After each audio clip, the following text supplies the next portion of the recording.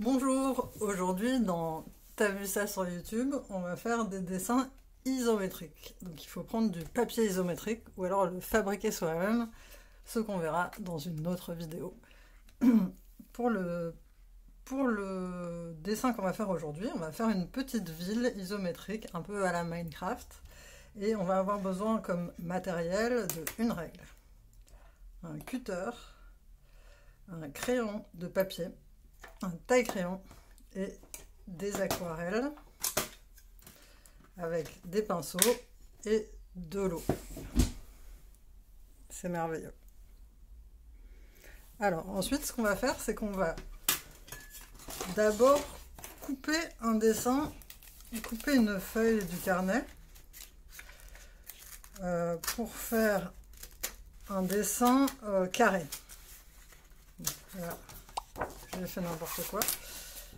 Mais si vous la coupez mieux que ça, on va prendre par exemple une largeur de à peu près 14 cm. On essaye de tomber sur deux traits. Ici, 14 cm de haut et 14 cm de large.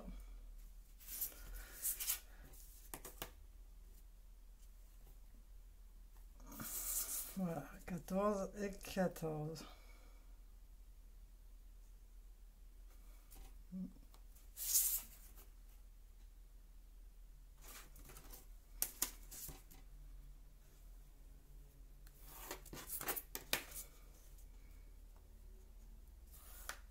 Voilà. Et on coupe au cutter.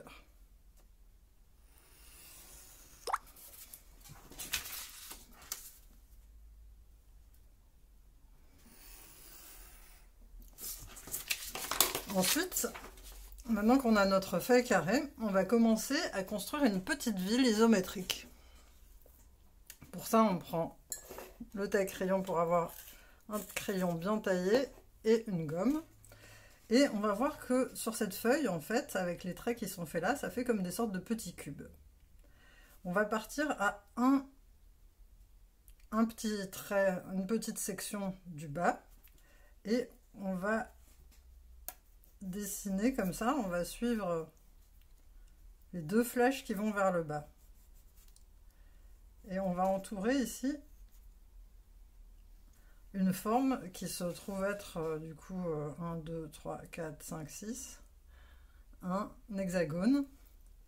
Et si on repasse tous les traits, sauf ces trois-là, donc un trait vertical et deux traits qui sont parallèles au trait de la base, on se retrouve avec un cube.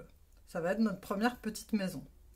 Bon, ici, on va faire exactement la même forme en plus petit pour faire une petite fenêtre. Et ici, on va faire une petite porte. Et cette petite maison, la première petite maison de notre monde, on va lui rajouter un trottoir. Pour faire le trottoir, on va faire comme ça. On va faire le pourtour de la maison sur tout le tour des carrés. Et là, on ne va pas toucher trop la maison derrière pour pas qu'on ait l'impression que la maison est collée au trottoir, que le toit de la maison est collé au trottoir. Et on peut même faire une petite épaisseur de notre trottoir, ça veut dire qu'on refait le trait ici, un peu en dessous. Voilà, on a une magnifique maison. Maintenant, à côté de cette maison, là j'ai ce trottoir, j'ai cette maison, et je vais mettre par exemple un autre pâté de maison à côté, un peu au-dessus. Donc là, ça va être la rue, ici, hop, au milieu il y a des petits traits de la rue, et on va faire un autre pâté de maison comme ça, le devant d'un autre pâté de maison.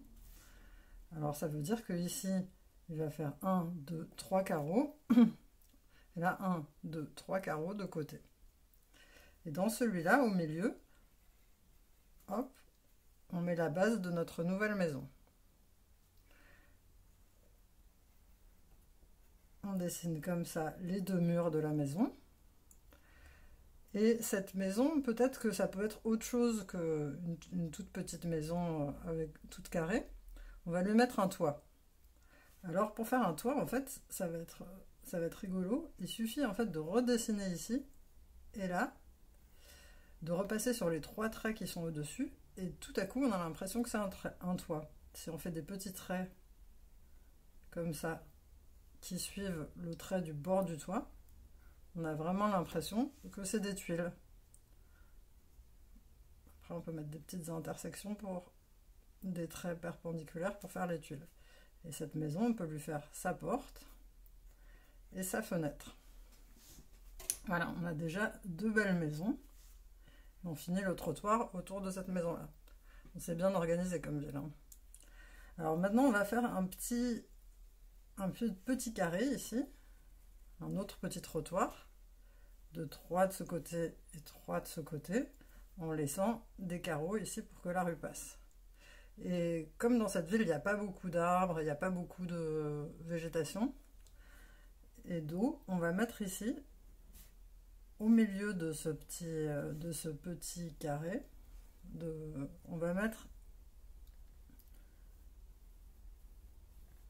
va entourer ce qu'il y a autour, mais au lieu de faire un carré, on va mettre une sorte de patate, voilà, comme ça. Et cette patate, ça va être une fontaine. Au milieu de la patate, on remet une autre patate. Et de cette patate, on met le jet d'eau qui sort. Et on va mettre des arbres autour. On va mettre ici un arbre. Alors, pour faire cet arbre, on va faire un point au milieu du carré qui est là, à côté de la fontaine. Et au-dessus, on a une sorte de forme, comme un cube, là, qui est pris par... comme une maison un peu. On va prendre le cube de la maison, mais en le faisant un peu arrondi. Et on va faire les 2 traits un peu comme sur la maison aussi. Et dessous, on va faire le tronc qui va jusqu'au carré du milieu qui est dessous. C'est très mal expliqué, je sais. Donc, on a cet arbre qui fait vraiment penser à Minecraft parce qu'il est cubique. C'est un arbre cube. Ici, j'ai un arbre cube et je vais faire de l'autre côté, pareil, mais un arbre boule. Alors là, il suffit que je prenne cette forme-là, 1, 2, 3, 4, 5, 6 côtés, une sorte de cube de 6 côtés, et dedans, je fais une grosse patate. Dessous, hop, je fais le petit tronc. Donc là, j'ai un magnifique square avec 2 arbres. Et je pourrais même rajouter un 3e arbre derrière, soyons fous. Et celui-là, on peut faire un arbre qui va... Alors, on a le milieu du carré du fond, là. On fait le tronc. Et on peut faire une boule ou on peut faire pointu au bout. C'est-à-dire que là, dans cette partie qui ressemble à un cube, on va faire patate en bas et on rejoint, on pointe en haut. Alors tout ça c'est très joli, c'est le début d'une ville. Après il va suffire, on va pouvoir faire tout ce qu'on veut. On va pouvoir faire rajouter des immeubles, rajouter par exemple ici un nouveau pâté de maison. On peut mettre une église, on peut mettre un immeuble qui est très haut, plusieurs immeubles. Enfin on peut faire tout à partir de ces bases, c'est comme des Lego. Ici on met des petites fenêtres, hop j'ai un immeuble. Une porte quand même pour entrer, ça sera mieux. Et on va commencer, en fait, sans avoir la peine de continuer jusqu'au bout, on va commencer à mettre des couleurs. Alors pour ça, je prends l'aquarelle et je vais faire, qu'est-ce que je vais faire? Je vais faire un arbre déjà. Donc je prépare du vert. Ça, je mets bien de la peinture dans mon verre. Et je prépare dans le petit godet à côté du verre. Et je vais préparer 3 sortes de verre. Un vert foncé.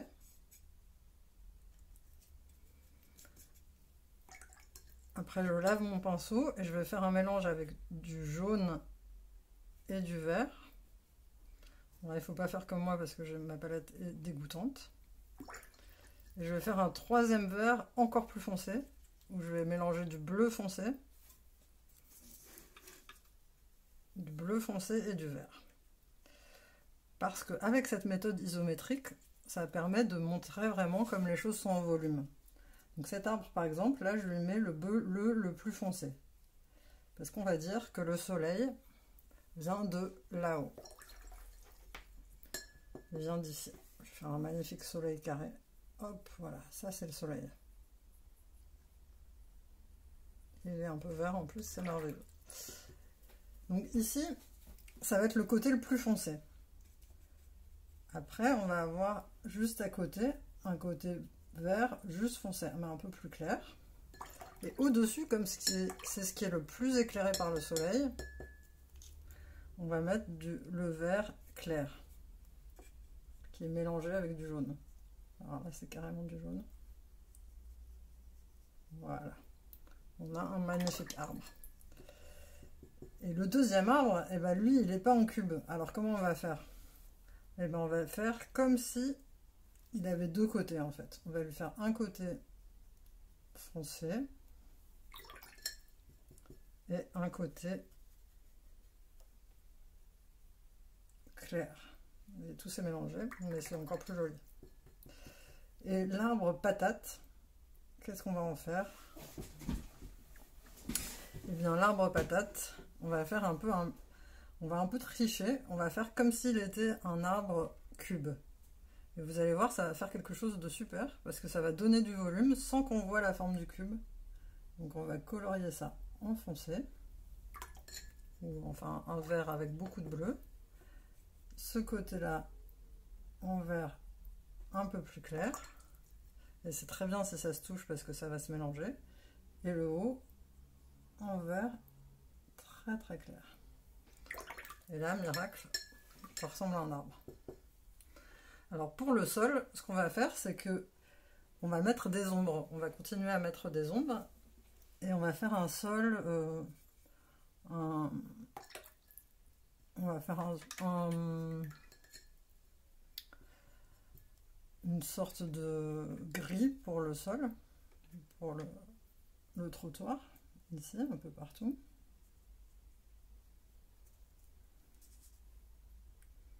Il ne faut pas que je touche les gouttes d'eau. Voilà. Là, c'est gris pour le sol.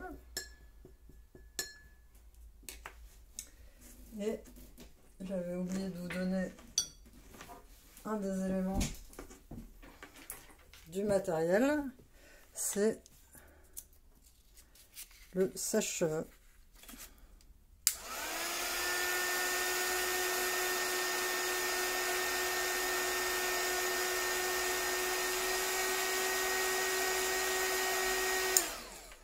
Voilà, j'ai séché, évidemment ça fait un peu gondolé, mais ça sèche le trottoir.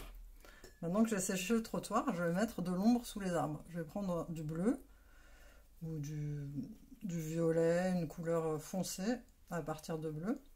Et sous les arbres, je vais mettre cette petite ombre. Voilà, derrière on la voit pas trop. Alors je vais en profiter d'avoir ce bleu foncé pour commencer à faire, par exemple, les maisons. Cette maison, on peut lui faire ce côté à l'ombre en bleu foncé. Le côté qui est un peu moins à l'ombre, eh ben, il suffit de rajouter un peu d'eau dans ce bleu foncé. Et le côté qui est en haut, qui est au soleil, bah, par exemple, on peut le mettre dans une autre couleur, on peut le mettre dans un jaune très très pâle. Voilà.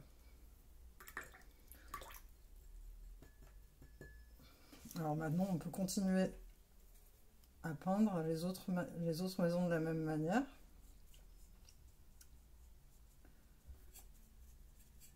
Le sol. Et sur ce sol-là, ici aussi, on peut faire l'ombre de la maison. Alors pour faire l'ombre de la maison, on va dire que on sèche un petit peu d'abord le sol.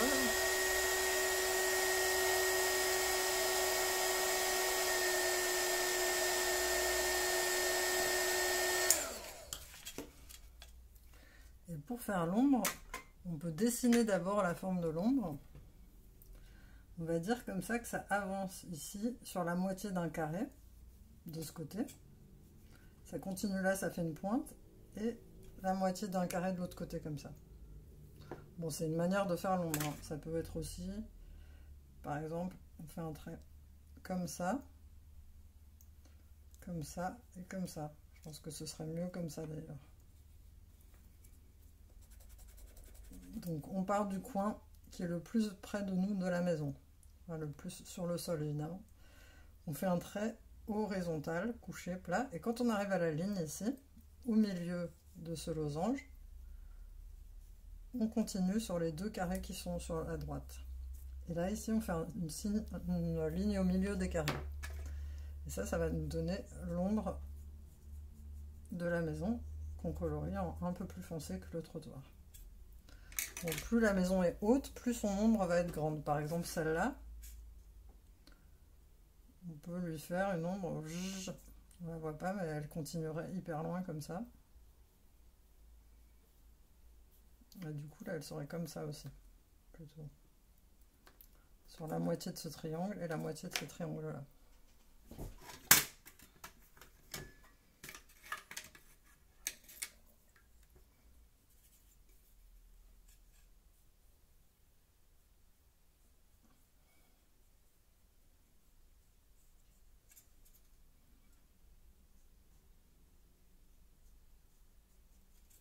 Voilà.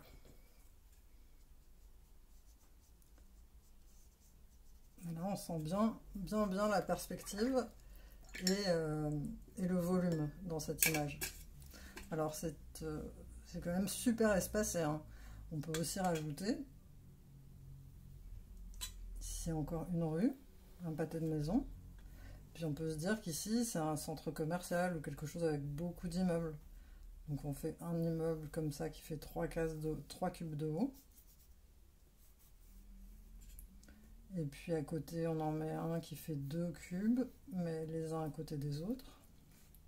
On peut rajouter encore derrière, hop, une face avec un long immeuble long avec des cubes. Là, ça devient quand même la grande ville.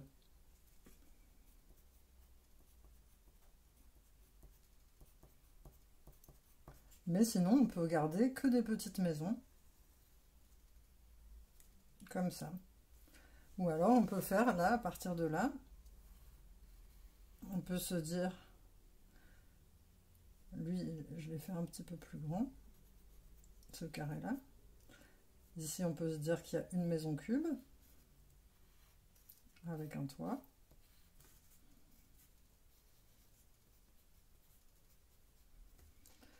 Et là-bas, on peut mettre la forêt. Alors, pour faire la forêt, on va prendre un cube, par exemple, ici, là. Et on va faire un arbre cube. Hop. Et sous le losange qui est dessous, on met son pied. Et puis à côté, le cube juste qui est à côté, là, on lui fait un autre arbre, un arbre un peu arrondi. Voilà. Et sinon, on peut faire un arbre pointu. Donc, je prends ici, et là, je fais une pointe. Alors, c'est une forêt, on sent qu'elle a été plantée par l'homme, hein. On ne peut même pas rentrer dans la forêt. On peut faire un chemin qui rentre dans la forêt, comme ça. Une route qui rentre dans la forêt. Le long de la forêt. Et on peut rajouter des arbres, comme ça. Hop. Là, il faut un peu... C'est un peu compliqué de sentir où sont les cubes à chaque fois pour mettre les arbres à l'intérieur des cubes.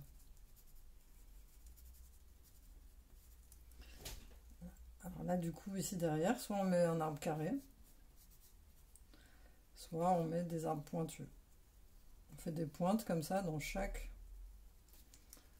losange. On part du haut du losange et on fait une pointe. Ça fait comme des sortes d'écailles. Et puis, bon, c'est plutôt un parc super bien rangé qu'une forêt, hein. Je remets un trottoir même. Et en haut, on peut mettre des nuages. Alors là, on les fait comme on veut, n'importe comment. On peut remplir le dessin avec un nuage qui passe derrière les immeubles même.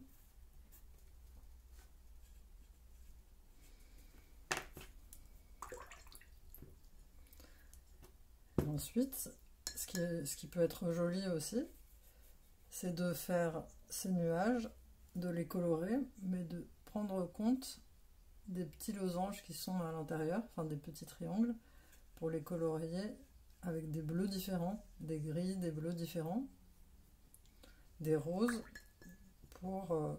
là, ça ne leur donnera pas du volume, mais ça donnera un aspect un peu harlequin, un joli aspect. En faisant sécher un petit peu entre chaque image, pour que ça... pour pas que ça se mélange, ou alors si on veut que ça se mélange, au contraire, on les sèche pas si on veut que ça se mélange. Voilà. Donc là, les arbres, on peut les colorer. Et si on veut différencier les verts, des fois, une chose qui est bien, c'est de rajouter un peu de rouge dans le vert. Et ça va faire un vert un petit peu kaki. Ça va permettre aux arbres de ne pas être tous exactement pareils.